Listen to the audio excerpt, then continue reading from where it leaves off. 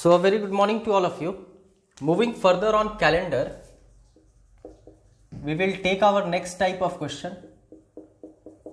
A very important question and very easy indeed. Examiner आपसे पूछेगा when can you use, let us suppose 1993's calendar. Okay. मतलब सवाल आपसे पूछा जा रहा है कि 1993 के कैलेंडर को आप पुनः कब इस्तेमाल में ला सकते हो.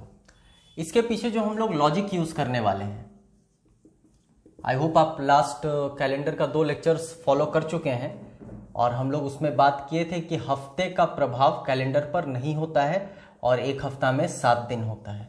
Okay, week doesn't play any role on variation of calendar. Okay, मतलब कैलेंडर के किसी भी दिन का बदलना हफ्ता उस पर किसी तरह का रोल प्ले नहीं करता है. फॉर एन एग्जाम्पल, अगर आज सोमवार है तो एक हफ्ते बाद फिर से सोमवार होगा, 2 हफ्ते बाद फिर से सोमवार होगा एंड सो ऑन. ओके, तो आपसे सवाल पूछा गया 1993 के कैलेंडर को आप पुनः कब इस्तेमाल में लाएंगे. हम लोग इसको पहले थोड़ा सा कंसेप्ट वाइज समझ लेते हैं और उसके बाद इसको एग्जामिनेशन हॉल में किस तरीके से बनाना है उस पर बात करेंगे. जैसे लेट अस अज्यूम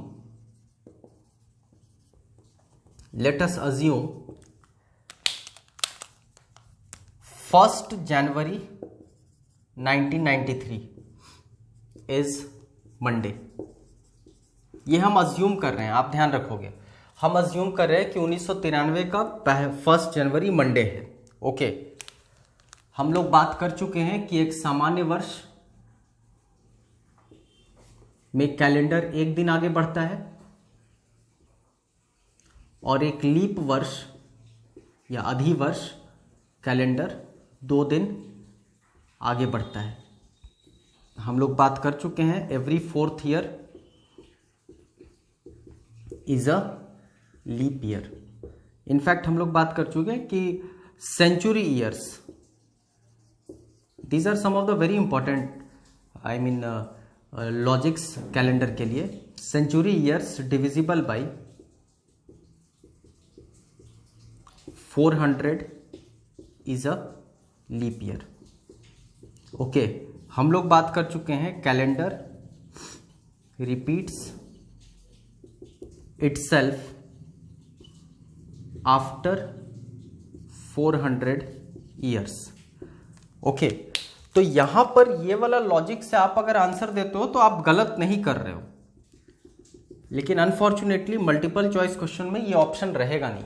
मतलब 1993 के कैलेंडर को आप पुनः कब इस्तेमाल कर सकते हो, तो बट ऑब्वियस है आप कहोगे कि 400 साल के बाद हम पुनः इस्तेमाल कर सकते हैं क्योंकि कैलेंडर हर 400 साल में अपने आप को रिपीट करता है. That is a true answer, but unfortunately आपके ऑप्शन में वो नहीं दिया रहेगा. और अगर थोड़ा सा ग्रामर भी आप देखो तो यहां पर कह रहा है when can you use. Okay, मतलब आपको अपने जीवन काल का कोई ईयर बतलाना है, मतलब 1993 के आगे और पीछे आप समझ सकते हो कोई ईयर आपके ऑप्शन में दिया रहेगा.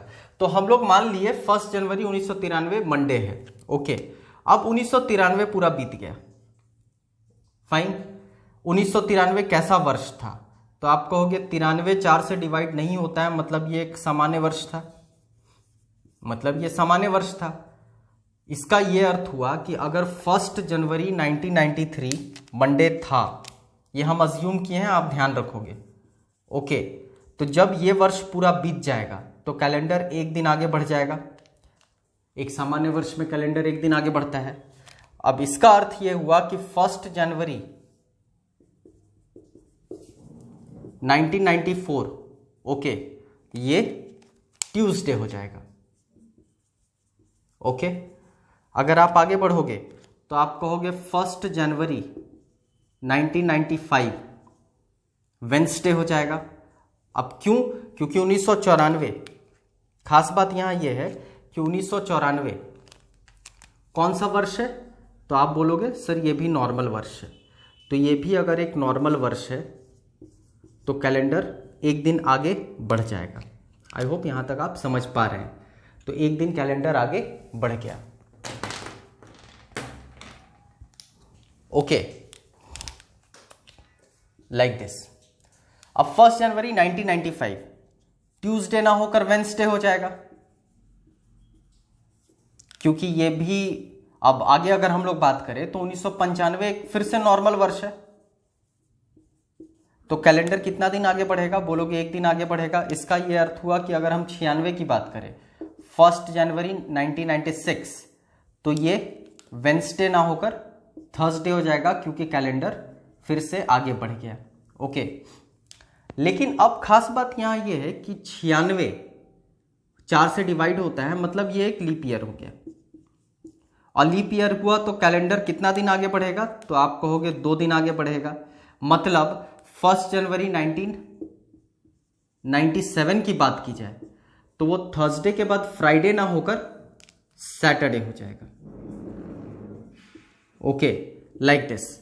अब 97 की बात करें तो 1997 फिर से एक नॉर्मल वर्ष है, नॉर्मल वर्ष है तो कैलेंडर एक दिन आगे बढ़ेगा।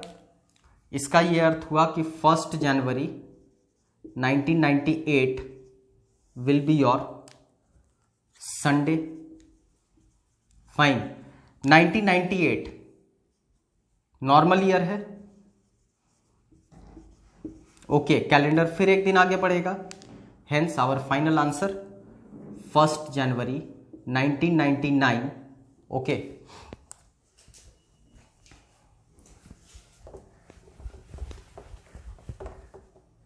First January 1999 is again Monday. तो आप देखो यहां पर शुरुआत किए थे 1 जनवरी 1993 सोमवार था, तो 1 जनवरी 1999 ये भी सोमवार हो गया। तो अगर आप 1 जनवरी को मैच करवा दिए हो तो आई होप आप समझ पा रहे होंगे कि आगे का पूरा वर्ष मैच करेगा। मतलब 93 के कैलेंडर को हम 99 में पुनः इस्तेमाल कर सकते हैं। ओके, तो ये तो हो गया कंसेप्ट, ये तो हो गया इस पर्टिकुलर क्वेश्चन के पीछे का लॉजिक। अब आप कहोगे एग्जामिनेशन हॉल में इतना समय कहाँ होता है कि इतना हम अज्यूम करें और फिर एक एक करके वर्ष लेकर कैलकुलेट करें। तो बट ऑब्वियस है ये सब लिखने की आवश्यकता नहीं है एग्जामिनेशन हॉल में। आप क्या करेंगे, अगर आज के बाद इस तरह का प्रश्न कभी भी एग्जाम में पूछा जाता है,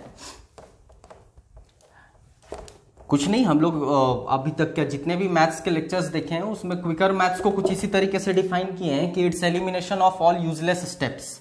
ओके, मैजिकल मैथ्स या क्विकर मैथ्स बेसिकली जितने भी यूजलेस स्टेप्स होते हैं उसको इग्नोर करके चलते हैं और फाइनल आंसर तक पहुंचने का कोशिश करता है। ओके, तो हम लोग करेंगे क्या, जैसे सवाल पूछा गया 93 के कैलेंडर को कब इस्तेमाल कर सकते हैं, तो आप 93 लिख लो और आगे 8-10 वर्षों का लिस्टिंग कर दो। मतलब 94, 95, 96, 97, 98, 99, 00, 01, 02, 03, इस तरीके से अपने इच्छा से आप 7 से 8 वर्षों को लिस्ट कर दो। ओके, बहुत आसान है। 93 4 से नहीं कटता है, मतलब 93 एक सामान्य वर्ष था और सामान्य वर्ष था तो कैलेंडर कितना दिन आगे बढ़ा होगा, एक दिन बढ़ा होगा। 94 एक दिन बढ़ा होगा क्योंकि सामान्य वर्ष है। 95 सामान्य वर्ष है, एक दिन बढ़ा होगा। 96 लीप वर्ष है, 2 दिन आगे बढ़ा होगा। 97 सामान्य वर्ष है, एक दिन आगे बढ़ा होगा। 98 एक दिन आगे बढ़ा होगा। 99 2 दिन आगे बढ़ा होगा। 2000 सेंचुरी ईयर 400 से डिवाइड होता है, फाइन, मतलब 2 दिन आगे बढ़ा होगा।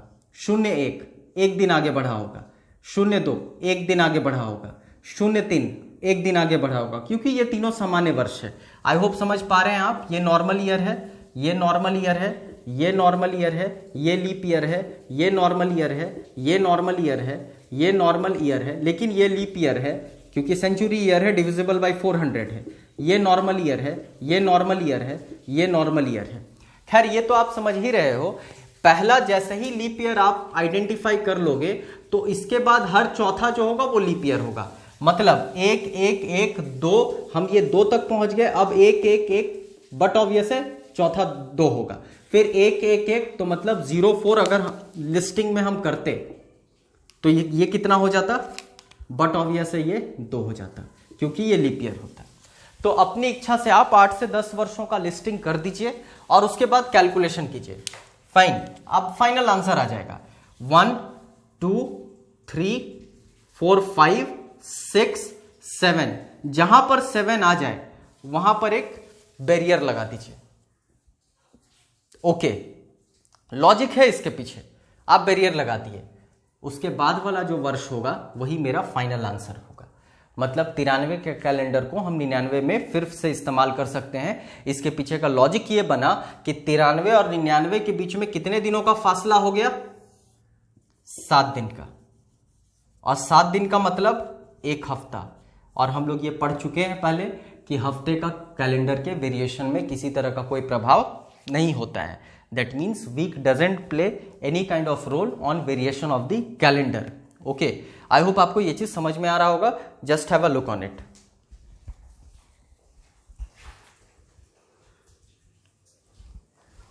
ओके,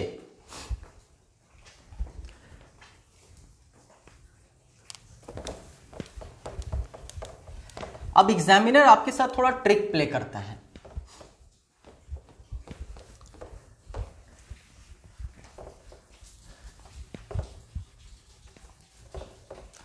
बहुत आसान था, 93 और 99 के बीच में 1 हफ्ते का फर्क हो गया, और हफ्ता तो कैलेंडर को बदलता नहीं है। मतलब week doesn't play any role, that means 93 के कैलेंडर को 99 में इस्तेमाल कर सकते हैं हम। तो अगर मान लो आपसे सवाल पूछ देता, when can you use, let us suppose 2007 calendar. Okay, तो हम 2007 लिख देते। 8, 9, 10, 11, 12, 13, 14, 15, 16, 17, 18, 19, अपनी इच्छा से हम लिस्टिंग करती है। ओके, हर 8-10 वर्षों में आ ही जाता है, कैलेंडर रिपीट कर जाता है 10 से 12 वर्षों में, तो आप 8-10 वर्षों को लिस्टिंग कर दीजिए। बहुत आसान है। 2007 सामान्य वर्ष 1 दिन, 8 लीप वर्ष 2 दिन। अब पहला लीप मिल गया तो हर चौथा लीप होगा, तो बहुत आसान, 1 1 1 2 1 1 1 2 1 1 1, अगला होता तो 2। अब दैट्स ऑल। अब फाइनल आंसर पे पहुंचना है, मुश्किल से 30 सेकंड लगेगा सॉल्व करने में। 1 3 4 5 6, अब परेशानी आ गई, 7 आ ही नहीं रहा है। ओके, एग्जामिनर ने आपसे ट्रिक प्ले किया। मतलब पिछले केस में हम लोग देखे थे 7 आया था, अगले वर्ष को हम बोले थे रिपीट कर सकते हैं, लेकिन यहां 1 + 2 3 4 5 6 7 ना आकर 8 आ गया, तो कोई दिक्कत नहीं है। अगर 1 हफ्ता कैलेंडर पर किसी तरह का प्रभाव नहीं डालता है तो 2 हफ्ता भी कैलेंडर पर किसी तरह का प्रभाव नहीं डालता होगा। इसी तरह 3 हफ्ता भी कैलेंडर पर किसी तरह का प्रभाव नहीं डालता होगा। तो ये नंबर कुछ भी हो सकता है। अगर 7 पर आपका आंसर नहीं आ रहा है तो आप 14 पर जाएंगे, 14 पर नहीं आ रहा है तो आप 21 पर जाएंगे। एग्जामिनेशन में मैक्सिमम आपको देगा तो इस लेवल पर क्वेश्चन देगा। वापस आते हैं, 1 3 4 5 6 8 9 10 11 12 13 14 बैरियर लगा दिए। 2018 में आप 2007 के कैलेंडर को पुनः इस्तेमाल कर सकते हैं। I hope things are very clear. Okay, अच्छा, समटाइम्स एग्जामिनर और ट्रिक प्ले करता है। ये मैक्सिमम लेवल है जो अभी हम लोग देखने वाले हैं, पर्टिकुलर इस टाइप का मैक्सिमम लेवल है ये। मान लो सवाल पूछा 2006 के कैलेंडर को कब इस्तेमाल करेंगे, हम तुरंत 2006 लिख दिए। 7 8 9 10 11 12 13 14 15 16 17 18, अपनी इच्छा से हम लिस्टिंग कर दिए 8-10 वर्षों का। 2006 सामान्य वर्ष था।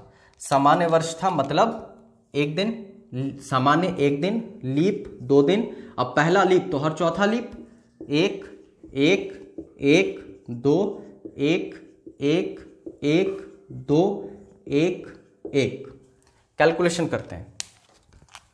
1 + 1 2 + 2 4 + 1 5 + 1 6 और ये 7। मतलब मेरा आंसर ये होना चाहिए, और वो ऑप्शन में 2012 देगा भी। मतलब 2006 का कैलेंडर आप 2012 में इस्तेमाल कर सकते हो, आपके मेथड के अनुसार ऐसा ही आ रहा है। लेकिन परेशानी यहां पर यह आ गई कि 2006 वॉज योर नॉर्मल ईयर और 2012 इज अ लीप ईयर, वो 4 से डिवाइड होता है, और ये कभी संभव नहीं है कि आप एक नॉर्मल ईयर के कैलेंडर को लीप ईयर से मैच करवा दें।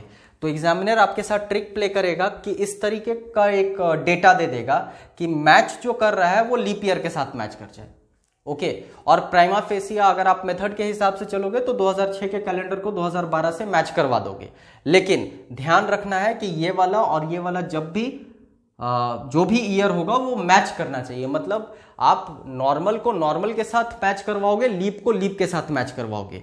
अब लीप को लीप के साथ मैच करवाना that is a very tough job. Okay, वो 30 से 40 से 50 वर्षों में एक बार मैच होता है। तो एग्जामिनेशन में जनरली जो पूछा जाता है मल्टीपल चॉइस क्वेश्चन में कि नॉर्मल को नॉर्मल के साथ क्लैश करवाना होता है। ओके, स्टिल मेथड तो आपको पता चल ही गया है। आप अगर लीप टू लीप भी मैच करवाना चाहते हो and you have ample time, तो आप कैलकुलेशन करके बना सकते हो। इसके पीछे का लॉजिक ये है कि अगर 7 पर मेरा आंसर नहीं आएगा तो हम शिफ्ट करेंगे 14 पर। मतलब this is not going to be my correct answer because 2012 was a leap year. तो हम क्या करेंगे, 1 2 4 5 6 7 8 9 10 11 12 13 14, मतलब फाइनली 2016 अंत हो गया, 2016 बीत गया, तो 2006 और 2016 के बीच में 2 हफ्ते का फासला आ गया।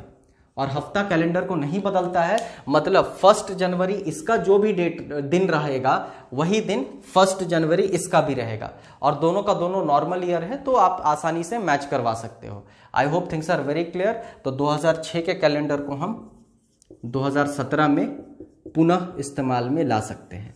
ओके, फिर से कह रहे हैं, इसके पीछे बस और बस एक ही लॉजिक है कि week doesn't change your calendar. I hope things are very clear to all of you. That's all for today. अगले लेक्चर में हम लोग नेक्स्ट टाइप पे आएंगे। Thank you.